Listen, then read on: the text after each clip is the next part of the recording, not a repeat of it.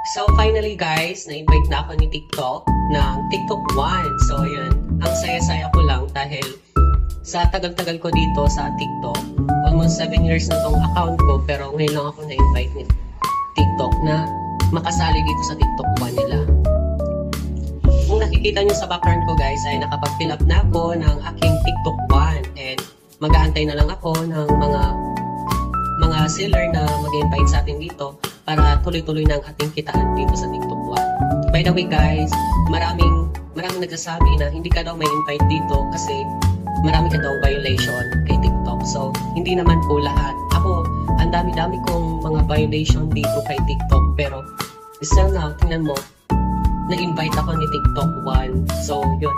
Talagang walang pinipili si TikTok pag masipag ka lang mag-post ng mga video and mga content, lalo na kung nag-umpisa kang maging content creator and affiliate. So, sa affiliate naman guys, yun, iba din ang kitaan doon and iba din dito sa TikTok One.